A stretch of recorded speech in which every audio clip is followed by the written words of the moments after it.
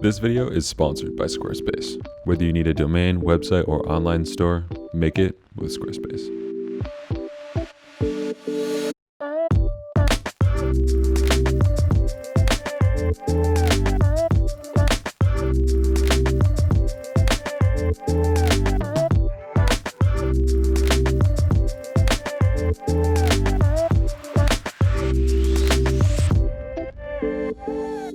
What is going on, everyone? Welcome back to a new YouTube video. Today we're going to be talking about how to take photos of people who aren't necessarily models for a living. You know, this could be friends, family members, really anybody else that isn't a professional model.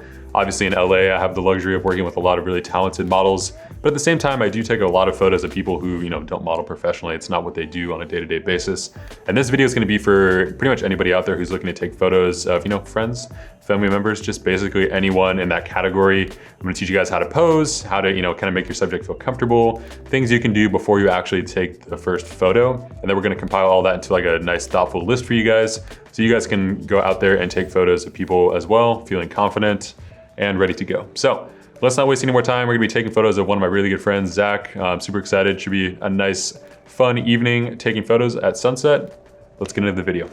So first things first, before you guys even pick up your camera, you're gonna wanna make sure that you can make your subject feel as comfortable as possible. Now, if it's friends or family members, this is pretty easy, but if you're taking photos of someone, maybe senior portraits or weddings, stuff like that, you really wanna make them feel as comfortable as possible.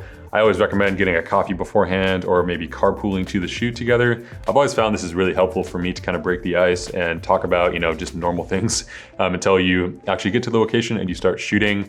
This is a really great way to kind of build a rapport with, your subject that you're taking photos of. Really simple things like just having a conversation, getting to know somebody is really helpful, and it helps them feel like you understand them and, you're comfortable with who they are as a person, and, you guys are gonna be able to create something together that really works well. Just remember that the more comfortable they are as a person, in front of the camera is really going to help you take the best photos possible. So another thing that I recommend for any and all shoots, but especially for photos where someone isn't necessarily as comfortable in front of the camera, I would definitely recommend mood boards. Now, mood boards for me is a huge part of what I do, and I really find it's very valuable, especially when you're able to send a mood board of, kind of the vision that you have for a shoot before you actually go to the shoot itself. It gives the subject some time to look over, some potential images or poses. I just find it's really nice to have that kind of connection before you even meet the person sometimes. And also on the day of the shoot, I like to have that handy, whether that's in a PDF on my phone or, a link to the mood board itself. I think that process just works really well for me because I can look back and see the photos and the poses that I personally picked out for that shoot, and therefore I can make, kind of decisive decisions about what I want to be doing at any given time during the shoot. So once you're actually at the location and it's time to take photos, again, I'm gonna harp on the fact that you wanna make, things feel as easygoing and lighthearted as possible. Well, I'm not saying you have to make a fool of yourself cracking jokes every second, but I think having a really nice positive attitude and being excited about what you're going to be doing, it really goes a long way and it makes your subject feel much more at ease. I would definitely offer words of encouragement throughout the shoot as well if you feel like that is needed. Overall, just kind of read the room and understand what's going on during the shoot, how your subject's feeling, how comfortable they are, and really making that atmosphere a really positive environment for your subject to succeed in front of the camera.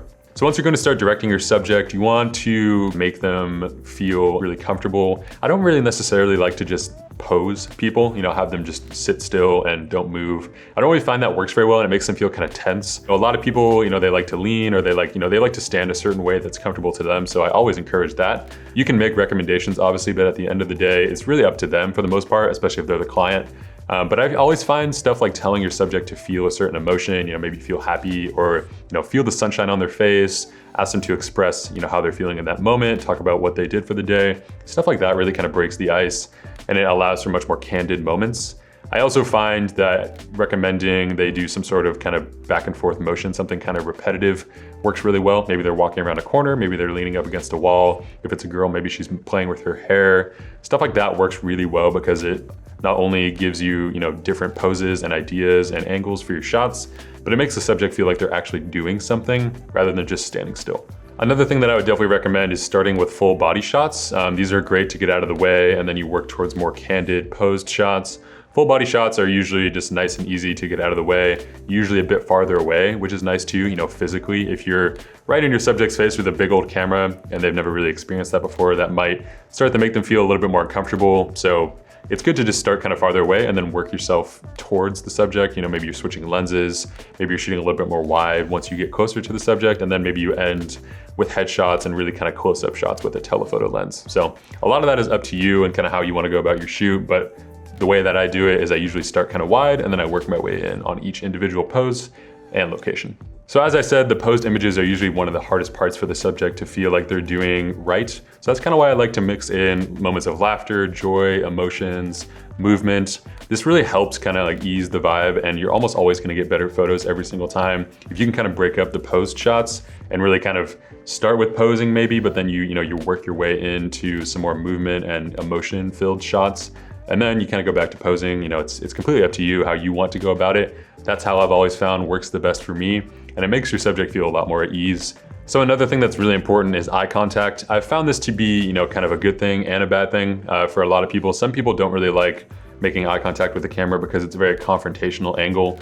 But I do find that a lot of the best portraits are usually when someone's looking right at the camera. But I would definitely recommend that you kind of assess the situation. A lot of the time, you know, if you just ask someone to look over the shoulder and kind of laugh to themselves, maybe you know, ask them about their day, stuff like that, that really goes a long way. And it also, for them, might feel a little less confrontational, like, you know, they're just having a photo taken of themselves where they don't have to look directly into the barrel of the lens of the camera. I myself, even starting this YouTube channel in the first place, was very uncomfortable talking to the camera and just staring right at the lens of this camera. But, you know, over time, you definitely get more comfortable, but this might be someone's first time doing this, you know, or second or third time, whatever that may be. So I definitely recommend you kind of like go in and out of different forms of eye contact and maybe, you know, less confrontational angles as well, just to mix shots up and make your subject feel like, you know, you're getting a wide variety of shots, and also they don't have to lock in on the camera for the entire shoot. So probably my favorite thing to do with people who aren't necessarily as experienced in front of the camera is definitely going to be giving them something to interact with. Now this could be, you know, sunglasses. If it's a girl, it could be her hair or a jacket. If it's a guy, you know, you could have like a watch or maybe a tie or, you know, anything like that. The possibilities are really endless. I would definitely encourage that you recommend your subject bring a few items, you know, that they can kind of intermix with different outfits. If you're, you know, switching up clothes, that's always a great way to kind of mix things up as well. But just giving your subject something to do, you know, it's really as simple as, you know, if they can just adjust their jacket. Some people don't really like sitting still. It makes them feel uncomfortable. It makes them feel awkward. I myself would definitely be pretty awkward if someone was taking photos of me and I didn't have something to do. So all in all, I just think it's really important to go into every shoot feeling comfortable, relaxed, and prepared. And if you can do all of these three things, you're really going to be getting great images a lot more often. You're gonna notice that your subject is much more comfortable. You know, they are much more down to try new ideas. And overall, you're just gonna be getting a better synergy between you and your subject. Now, with all this information, I know it's kind of a lot, but I really do think if you guys just harp on the fact that, you know, the more comfortable and prepared that you are for every photo shoot, especially with people who might not necessarily be as comfortable in front of the camera, it's going to yield great photos almost every single time. Now, thank you so much as always for watching, guys. Hopefully you enjoyed this video. Let me know down in the comments if you have any questions, and I will see you guys in the next one. Peace. Thanks again to our sponsor, which is Squarespace, for sponsoring today's video. If you guys are looking to create a custom website from scratch without all of the coding and hassles that come with it, Squarespace is by far the best choice out there to make a beautiful website. They have easy to use templates which make creating a beautiful theme that much easier, 24/7 customer support for all of your questions, and tons of design and layout options to really make your website stand out. With it now being 2020, I think it is the perfect time, if you haven't already, to make your own photography website to be able to display your work in a professional way. If you guys want to check out the link in the description, you can receive 10% off your first website or domain purchase. Thank you so much for watching, guys, as always, and we will see you in the next one.